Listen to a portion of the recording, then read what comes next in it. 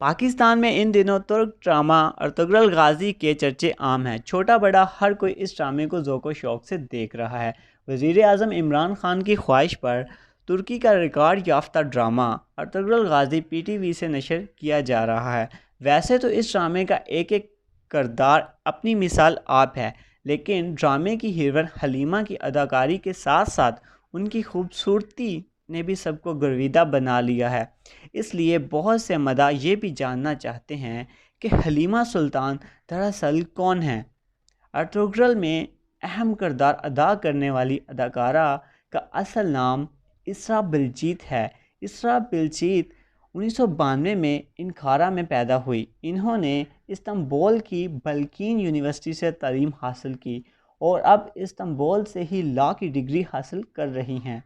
اسراء بلجیت نے اداکاری کا آغاز ہی ارطغرل غازی سے کیا۔ ارطغرل میں انہوں نے 2014 سے 2018 تک کام کیا۔ اس وقت اسراء کا شمار ترکی کی مقبول ترین اداکاروں میں ہوتا ہے۔ اب تک اسراء کئی ترک ایوارڈ وصول کر چکی ہیں۔ اسراء کی پاکستان میں مقبولیت میں روز بروز اضافہ ہو رہا ہے۔ اسراء اداکاری کے علاوہ ماڈلنگ میں بھی کافی مقبولیت رکھتی ہیں۔ ماڈلنگ میں بھی ان کے انداز کو خوب سراہا جاتا ہے۔ 2017 میں اسراء نے ترک فٹ بالر گوہان تور سے شادی کر لی۔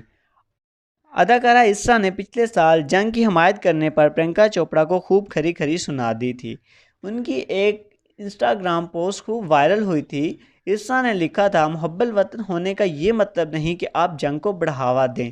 پرینکا سے مزید یہ کہا کہ آپ کو اس بحث کا حصہ نہیں بننا چاہیے تھا۔